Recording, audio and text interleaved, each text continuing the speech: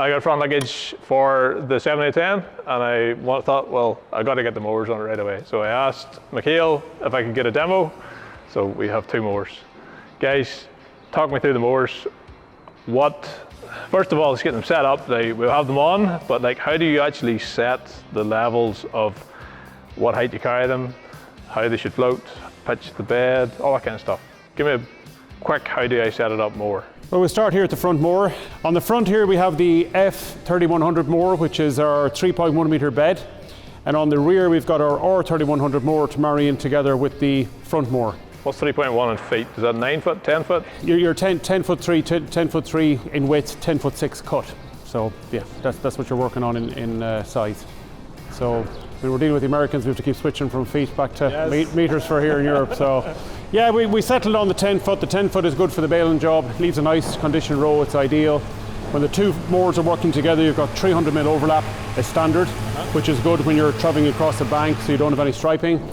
In addition, you can adjust your rear linkage then to give you more or less depending on your wheels or the type of ground you're working on, but 300 is normal, yes. Looking towards the tractor here, we might just see, as you mentioned about fitting it to the tractor, the simple procedure. The mowers themselves fit directly onto the 3-point linkage, so they're not on an A-frame, there's no chains involved like other makes. It sits on the parking stands here, so you've got double parking stands each side.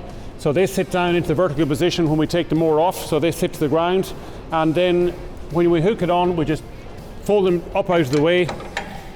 From a PTO drive point of view, we're running on a heavy duty 6-spline star profile shaft, bringing 1,000 speed directly out to the gearbox and then across and down on the gearbox here beside John's hand. There is no chain or belt on a McHale mower. From a hydraulic point of view, you've got a single spool here at the front. So normally what we do, using our leg here, we'll fold it to the ground, we'll measure 50 mil from the bottom of the leg to the ground, and that'll give us our correct linkage height. Because there's such a variation in linkage, there's a variation in front wheels between 24, 28 or 30. So once we've got 50 mil from the bottom of the stand to the ground, our linkage then is at the correct height, and the mower's own hydraulic cylinder then does all the lifting and lowering when you're in the travel or work position. If you need additional lifting and lowering, maybe to access a field or on a bank, when you change position, the 2 little arrow indicators here are simple for the driver inside to realign his height of his link arms to put it in the correct position to go again. Oh, so if he's trying to get in and out of somewhere and he's trying to reset his arms, he just looks at these arrows and goes, correct. Got you. Normally your link arms would stay the same, but if he was travelling maybe in and out of a lower field onto a road or that type of thing, he's got the option, he can lift his links right up in the air. And to reposition his correct height, then he just lines up his arrows from the seat there, like we've done a bit earlier, and he's good to go. Top link on the headstock here, we've got a built-in level. So you can see the little guy here on the headstock, we've got a built-in level. Yes. So this is really to match your front and rear mower together. The 2 of them are working at the same angle. So we start off at 0, and in this case we've it slightly tilted forward to maybe about 3 degrees, which will marry in with the rear mower as well.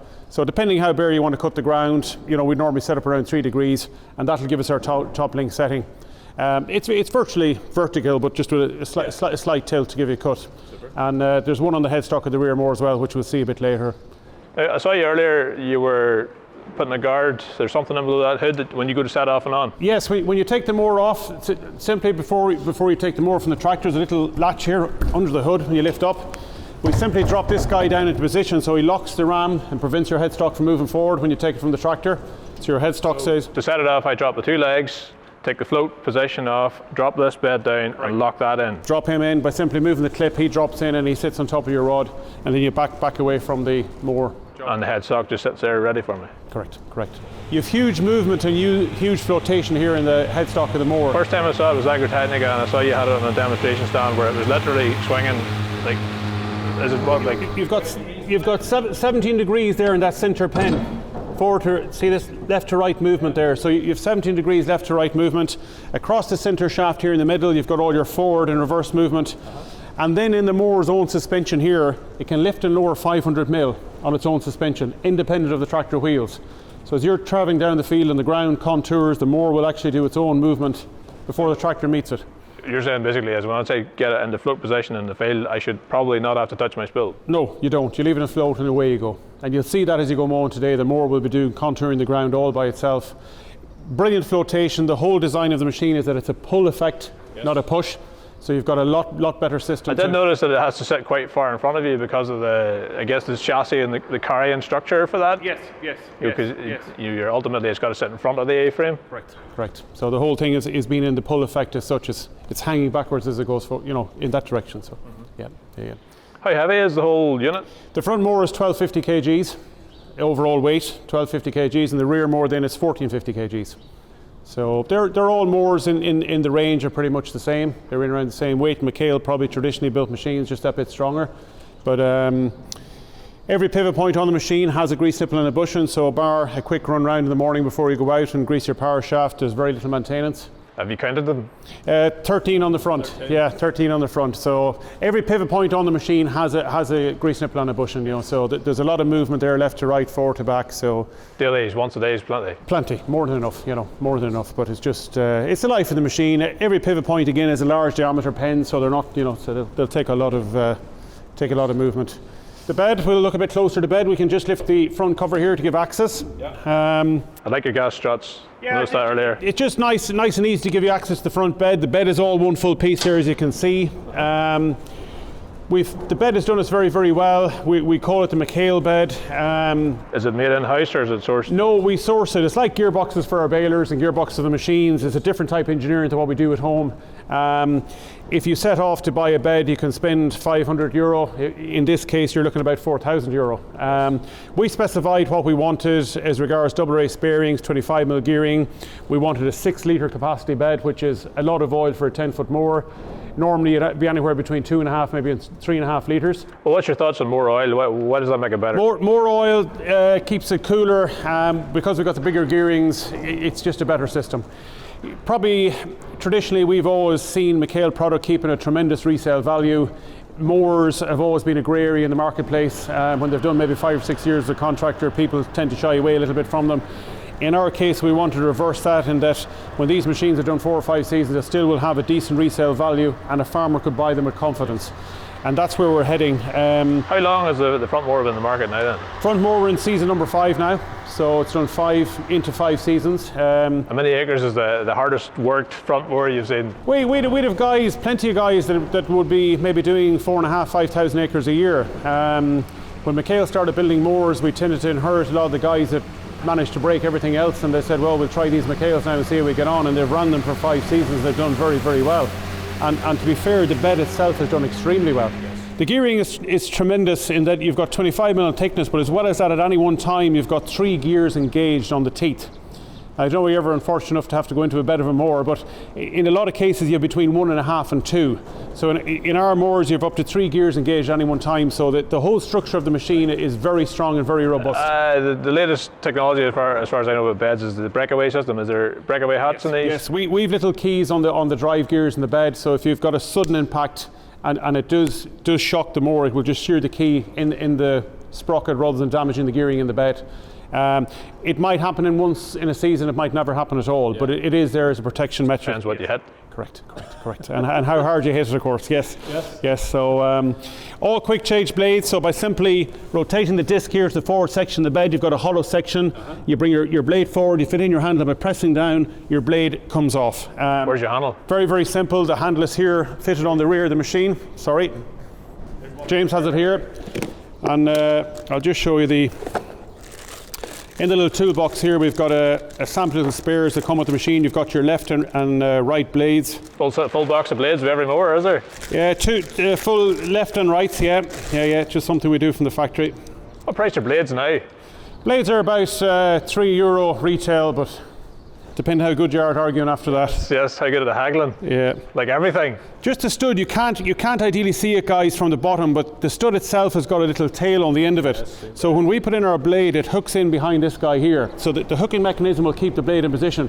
What tends to happen with a lot of mowers, and especially you find when you're mowing around the headlands, is you'll get sticks or stones will wedge under the hat, and it'll just lift it enough, with some mowers, enough to release the blade. Now, it's rare that it happens, but it does happen. But with this system here, it just hooks in that position, so it stops the blade from letting go. So simple idea. We put that in after about 2 seasons. A lot of guys like it. Does that mean when you tighten it up that you have to position that tail inwards? Yeah, you just go underneath it and bring it forward. The key itself in the gearing in the bed is this little guy, and again a couple of them come with the machine. It's only a simple little key, but that sits in the gear in the hub itself. So in the case that you ever did shear a key, you simply remove your hat, 5 bolts, the hub comes up out of the bed, it's got a built-in seal, and then remove a circlip and change your key. So it's something you could do in the field in maybe about 15 or 20 minutes if you got stuck. But I'd say if that happened once in a season, it would be very, very extreme stuff now. Apart from that, it's all gearbox drive, as you can see here in the end. So the drive comes from the main of the machine down into your conditioner and then down into the bed. The conditioner works at 2 speeds on the McHale, which is quite a good idea. So maybe in first cut, like we're going to do today, we'll run it at 1000 RPM, so it'll give it a good kick up. Maybe later in the season, if you're on a lighter crop, you could swing the lever over here to 700, so it slows down your conditioner speed, it leaves a more uniform row, it's less aggressive. Or you'd have customers maybe doing whole crop or maybe doing high clover and they don't want to be as hard on it. So by slowing down the conditioner, it's quite a nice feature. And the third option then is you can actually move your selector lever into the middle where you turn your conditioner off completely. So if you take down beside us, and I'm sure it's the same here, we have a lot of dairymen that have front mowers in the tractor most of the year. So now they'll be out cutting their first cut silage, they'll be running 1000 RPM. Maybe in the winter time they'll be zero grazing. So they'll be using the mower with a wagon to bring the feed into the sheds. And then in the evenings, they'll turn the conditioner off maybe and run around the paddocks after the cows and just clean them up. So they'll use it as a topper. Yes. So it's just a quite nice feature that you've got the different speeds plus the zero position as well. What's the horsepower requirement to drive a front mower? We would say in an outfit like this about 80 horsepower per mower, so ideally 160 or above your job. Now that's allowing for climbing and going down. As you know yourself, when you have a front and rear PTO going on a tractor, it does demand a bit of power, but 80 will work it successfully. Here in Ireland, crops tend to be a lot heavier than you'll see anywhere in the world, and we've plenty of guys, in 150, 160 horsepower range that are managing very well. Coping? Yeah, coping very, very well. Swart adjustment here in the rear, so you can set your swart boards if you want to leave a nice maybe 4.5 or 5 foot row for your baler. Yes. Or by simply adjusting the eye bolt out, you can bring it out here to full width, and then it will spread the grass to match in with the rear mower. But very, very simple, strong machine, nice and quick to put on and off the tractor. And really the suspension is a fantastic feature in that you're in the pulled effect and the contours the ground really, really well. Plastic gardens on the outside, as you can see here, which is a nice feature. A lot of mowers, if you look at them, the front guarding here all seems to get a hard time because they're getting too close to the hedge line or getting caught in the gate or something like that. So this is designed that it will actually contract if it gets bumped into something and then come back into shape, so it's quite a nice feature. By simply knocking the clip forward, it folds completely out of the way, so when the driver's going down the road, the widest part of the machine is the bed. So from the cab, you can clearly see the outside of your bed going in a gate where you're manoeuvring around the yard. So you've deliberately left a bit of a... Yes. So that he can eyeball that? Correct. So he'll be able to see the outside of his bed on both sides of his mower as he travels down the road. Useful. Very useful. Just simple little ideas from our end of it. We visited a lot of contractors and farmers before we started manufacturing mowers, listened to what they wanted, listened to what they liked or disliked about the product they had. So it wasn't a case of reinventing the wheel, it was a case of developing what people needed or wanted. So, is there anybody, you've come across many running trail mower behind the front mower? Quite a few, yeah. Around Ireland, trail mowers were king for years. Oh, absolutely, like 10 foot mowers, trailed, always trailed. It's probably, they tell me that the Irish market is about the biggest trail mower market left in the world. Apart from that, everybody's now moved over to mounted mowers. Traditionally it worked well because tractors were smaller horsepower and ground was plenty quite wet. But in recent years, horsepower has grown quite a bit, and more guys are going for this type system. The front mower works very well with the trail. You're a little bit long, but a lot of guys who have now decided to come from, to the 2 mower system, initially what they do is they buy the front mower and they run that with the trail for maybe a couple of years. And swap out. And then swap out, yeah. So, but it works, yes, works fine. The rear mower again, directly onto the 3-point linkage, lads. Very, very simple to set up. When the mower itself is parked, it sits on its own stands. So the mower can be parked horizontally as you see it, or vertically in the winter. So for the winter months we can actually tuck it back into the corner of the building with the bed up. It sits at a 110-degree angle. So it's a nice feature that it's not taking up. So summertime, the easy way to set it up is like this? Just leave it flat, yeah. You leave it flat. Fellas have an idea that the bottom of the bed gets polished up really when you're working and shone up and everything is nice and clean. And then when you leave it up to the weather for a few days, it gets rusted again. So the idea would be, if we're taking it off outside in the corner of the yard, you leave it flat. And then maybe in the winter months, we can park it in the building. So front one, it was 50 mil. How do I set my height in this one? The rear, something similar. If we take a measurement here from the centre of the pen on the 3-point linkage, it'd be ideally about 600 mil, about 2 feet from the ground. That'd be the way I'd normally set. Is that to get a level shaft? Correct. To get a level on your linkage. Again, you've got the little level like we've seen on the front mower, which we've set roughly the same by just the top link, maybe about 3 degrees forward, so it keeps the cutting height about the same. 1,000-speed drive again through the heavy-duty star profile shaft. So the front and rears will always work at 1,000 speed. My lift arms, are they level, or have I had to offset them? I've adjusted this one slightly down compared to that one there, maybe only about 50 mil. So it just counterbalanced a little bit with the mower. Sometimes you do, but in this tractor it seems to suit a little bit better, just to keep everything sitting level. There's a lot of weight hanging over there, like it. There is, like all mowers. The advantage to triples, I guess, is they're balanced. Yes. I mean, does this deserve a counterweight? Yeah, we added this on, guys, right from the start. If you take your hedge cutter, take a lot of implements, if you throw it all the way out to one side, you have your tanker of oil to counterbalance and that type of thing. Again, with the front and rear mower especially, when you lift your two mowers up together, this left rear wheel becomes very light. Yes. And you'd often notice that in the field if you shuttle back fairly quickly, especially if the four-wheel drive wasn't on, you get a bit of tyre spin on the back here. And that's just because of the whole balance is throwing you to that side, if you know what I mean. We put this weight carrying bracket on. You can apply most tractor weights onto this, so you can put on maybe 450 kgs of weight on there, and we sandwich them onto the plate there with a bit of threaded bar. So last year we ran a 200 horsepower demo tractor around the south of Ireland, and even with that big tractor we still found that when you have the two mowers up together on certain types of ground it was very light here. Some customers you see with other makes, they put in water in the tyre maybe, or they counterbalance the centre of the wheel, but actually the problem is a little bit farther back, if you know what I mean. Yep. So as I say, about 450 kgs on there. It's going to be easier on your linkage having the weight on the mower than on your wheel. Correct. So half a ton on here? Yeah, half a ton would be in around the max of it, yeah. Half a ton on there, you'd be fine. How does that then affect the travel on the road? Does that leave her lying this way for the road? Not particularly. When your mower folds over, you still got nice distribution on your linkage, it's fine. A larger tractor like this, it'll be effortless anyway, but what you're finding on the marketplace more and more now are these high horsepower 4-cylinders, so the wheelbase is shorter, not just as maybe heavy duty as what we're looking at here today. So they have the power, but the carrying is just a little bit lighter in capacity than what we're looking at. So, but yeah, that's on there as standard for that reason. So very simple again to put on, whether you're just using your rear mower on its own or marrying the two together. So the front, I need a floating spool, then my lift arms can be locked in place. Correct. On the back here, what hydraulics have we got? You've got one double acting here on top, which basically lifts and lowers your mower. Yes. And then the third pipe here is for setting your bed pressure. So talk me through bed pressure. Bed pressure is to give you the flotation on the ground, so you haven't got the full dead weight of your mower down on the ground. So basically bed pressure stays at 0 for putting on and taking off. Traditionally, you may remember maybe putting on some rear mowers and made to take them off. They all decided they wanted to sit up at an angle, which was a pain to put back on, and the big guys jumping here and jumping there. So with this here, basically when we take it off, sometimes the pressure used to be done with big long springs and that type of thing. So we do it through a little hydraulic accumulator which is built into the headstock. Yes. So for once we have the mower fitted securely to the 3-point linkage of the tractor, we basically, using this spool here, we power up to about 130 bar.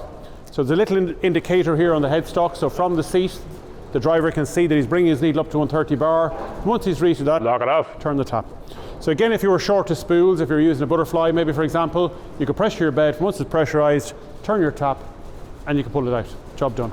Just remember to drop the pressure again before you set it off. Correct. So very, very simple, works really, really well. Again, at the back you've got your storage on all machines now for the operators books and parts manuals. You've got your spare blades up on top. Lights again is standard because when it folds over at 110, you're taking out your light on the right hand side, so as you're going down the road. Yes, right hand indicator, the most valuable indicator on the tractor. Lots of guys don't see it and they try to go into the field with you at the same time. So looking along the beam, you've got the breakaway there in front. Yes, I was going to ask about that. Like we don't want to use the breakaway, but how does it work? It's like the shear key in the bed. It might never happen, but if you're mowing along, and what mainly breaks away is guys will tell you, oh, driving into poles or trees. It's not really. It's fellas maybe getting too close to the hedge line and that type of thing. And the mower, with the McHale mower, it's got fantastic flotation here on the rear. design again is a pull type system. So as we're going down the row, it's going forward and back, it's going left to right, but it's also got this movement as well. So that's very forgiving. If you're getting very tight to a hedge line, the mower will start staggering back at an angle as you're going down. But if it does come to a point where it can't, it can only come so far, and then when the pressure's on, it'll. So it's a case of just reversing back, lifting your mower up, and it will reset itself back in position. This design here we see on the front of the mower is a McHale patented design. Again, it's, as I say, it's a pull type system, but the flotation is fantastic. And we'll see that today when you go to the field. So that hydraulic line coming across is your bed pressure. That's that little ram that's putting bed pressure. The bed pressure is controlled through the beam here on this cylinder. Pressure on the whole arm. Correct. So what's this do then? What that little guy is doing is while you're traveling down the field, you're in complete flotation, so it's contouring the ground real good. When you get to the headlands and lift it up, that guy actually holds him in position. So he's teed into the lift ram, so a small guy. Oh, so he activates whenever you give her the lift. So when you lift it at the headlands, it holds the bed rigid, you go back into float and you're away again. Got you. Same thing when you go to fold for travelling, holds the bed rigid, so you're travelling down the road, there's no movement in your bed. So you've thought of everything. I wouldn't say we've gone through it with a fine-tooth comb, and as I said to you earlier, John, it's from listening to people that have been mowing for half a lifetime and what they like and what they dislike, and trying to build a machine that will last. As I say, in Ireland now alone, have we got the heavy crops, we've got some of the bumpiest countryside you'll see anywhere in the world, and these things have to survive. So flotation is king, really. You know, that is the life of your machine. From adjustments here at the rear, you've got your swart width again by simply loosening the eye bolts like we said. We've also got the spreader on the rear here, which is standard. So it's a case of when opening our bores to full width here, the conditioner will launch the grass back against the vanes and it'll give you full width spread. So on the outside, we've left the outside the mower square so it doesn't spread any grass into the uncut grass. And on this side, we've tapered it in at an angle so it marries in with the front mower, so all of the ground is covered behind the tractor. Again, on the outside, we've got our plastic guarding, which has got a nice little feature that when you lift your mower up to full height, there's a little built-in weight here on the latch. So it opens the latch by itself, drops the cover down for transport when it's up in full height, and then when you drop it down in the field, it latches it back into work position. So I should never have to touch this zipper. Servicing the mower bed itself, if you just look clearly at the end here, the full plate can be removed, so we'd recommend changing the oil bed maybe once per year. So by simply removing the two screws, the whole plate comes off the end. There's a built-in gasket into the bed itself. Heavy users, like, you know, cutting thousands of acres. They'd be changing it obviously twice, 3 times a year for good practice. You would hope, but in some cases. But so butterflies, is the butterfly basically the same arm on the opposite side? Yeah, same looking design, but just a lot beefier. You've got 2.5 ton of machine with your butterfly mower. So the headstock and everything looks the same, but a lot larger in construction. Again, they fold up to meet in the middle, so your tractor is virtually your widest part going down the road. The butterfly itself is operated off 3 spools. So you have no control box or electrics involved. So if you've got 3 double acting spools, lifting your right, lifting your left, and then you're telescopic in and out. So she sets down for road transport? Yes. The advantage of telescopic is like the front and rear here, we've got 300 mil of overlap. But again, as you're climbing, you've got an additional 300 mil in your telescopic arm. So you can actually bring the mowers even closer to yourself. Will that exist for transport on the road? Should I be lowering my arms to leave that closer to the ground? It's probably not bad practice. Some people do, but when it folds over to 110, it's brought its height down quite a bit anyway, so you're pretty good. You may find if there's a lot of overhanging branches or trees, it's not bad practice to drop it a little bit. Right. We're ready for some grass. Test run.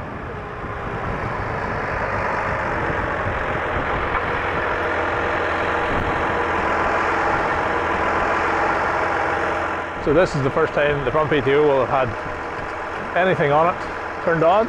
You keep an eye that it is 100. The mechanic told me to check the oil level on it after it's had its first burn, because the oil cooler up and beside the radiator, just to make sure that there's no oil extra had to be pumped into it. So we'll drop that bung out and check that later on. Well, it's on. So what's the spools? Your furthest away spool is your front mower up and down, and then the next one in is your back mower. You just drop her in the float like that? Yep. Do you leave her in float or do you drop her back to the middle? Leave her in float. So I do, that's the way I was always taught. This is the middle? Yep. You see what I mean? Instinctively, I think... Well, I was expecting much more of a... What was that? I have your Oh, see, sorry, that's what they were saying. You know your wee ram there up on the top of the lift arm? When you lift up there, that ram activates and pulls her up level. That kick you felt there was her locking the bed up. So I need to do that at the headlands? Lift it up as much as you want to. I don't think it's a big thing. What's that now that I'm pulling it? Yes. See what I mean, yeah? It's quite aggressive that way. It is actually, yeah. I suppose it's more than likely fed off your lift ram. We probably could have we lowered the speed in them way yet? I lowered them way back because it was very, very sharp there whenever I was hooking them on yesterday. So, I mean, your 3 taps are just at the back window there. You can fiddle with them and set it up whatever way you like. You can see how easy that's floating, like it's nearly blowing in the wind. Yeah, and there is so many different pivot points. It's so aggressive. I can't believe that. It doesn't feel like it's pulling it. It feels like it's pulling it too far, you know, when you look at it. Like, it's like pulling that shaft out of shape. The shaft's sitting like with a dog leg on it now when it's pulled, but it's actually straight when it's mowing. This is like, I'm like a child with a new toy. Yeah. See, I turned the front one up a wee bit because whenever you float it, obviously it lets all the pressure out. It was taking a wee second to build the pressure and then coming up real slow. So I reached out and spun the top round a wee bit. There's nothing worse than a mower that's wild slow to left. Because Jim used to have one of them, an trail mower, and you had to think about how far ahead of the curve you were going to drop them. Sort of a soft engagement there. It is a nice soft startup now. I don't know if that's on the tractor side or the mower side now. Still a wee bit quicker at the back now. Yeah. You can really see what they're talking about with the pulling action on the back mower, I think, because you see the way the mower lies back there. It's the first time I've ever really seen that. Oh, I see what you mean. Wrong mower. But he said if you line your grass, the edge of your grass at the start of the plastic cover, that should leave you sweet. And he What does that mean? What does that mean, Johnny? Start of the grass. Sorry, the end of the unmowed grass. Oh, yes. If you line that, if you have that running just to where the mower bed ends and the plastic arch starts, he says that's a good place to line it up. And then he also said that if you see your wee red marker light on the way back up, if your front mower's to the outside, line the edge of the grass up with the wee marker light. He says that's a pretty good indication to go from. It'll just take me a minute to get onto this now. I've missed a bit here. What do you see? Here, I can't talk. I did it too. There's something wrong with the spills. It's like it's unnatural. It's not unnatural. Let's try cutting a wee corner. I've grabbed the wrong one again. Yeah, it's so easy done. You see what I mean? There's a wee corner. Cut round, did she? Hurry up. Not too bad, you know. That's my biggest, like, what way is the corners going to work? At the headlands? Yes. Before you start striping? She doesn't even feel them on, and like, I did think whenever I initially picked it up, the mower's up at the dealership, I was sort of thinking, you know, look, you can really feel that mower sort of pulling her over.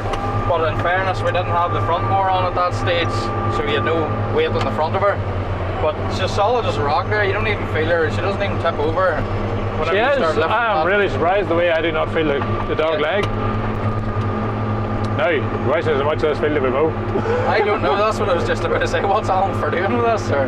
I think we'll let it go with that. I see the drill. I think Leslie will love this thing. If I could get him the length. It'll be a lottery as to where he's busy. Right, yes. An interesting experiment though to see. To see what he thinks in comparison to going from a 10-foot. If we left this parking garden here, I think he would be wanting the front mower. That's my impression. He's very much a man for leaving stuff to be worked on and ride a rock and roll and a handy life. Yeah.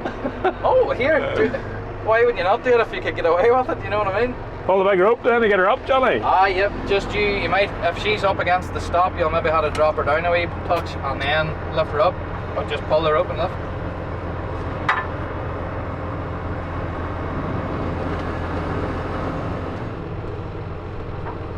And do you float her again or just? No, just leave her locked up in there. She shouldn't go anywhere anyway because your spill valves are all hidden. But it's not even that. That whenever you pull the rope and let it off again, that mechanism locks it up in place. Instinctively, I want my front mower there and I want my back mower there. Yeah. That's what I want. I'm smart out of reverse out this gate, Johnny. But it shouldn't drive out, but I'm not going to even try it. Fair enough. I don't blame you for that one, John.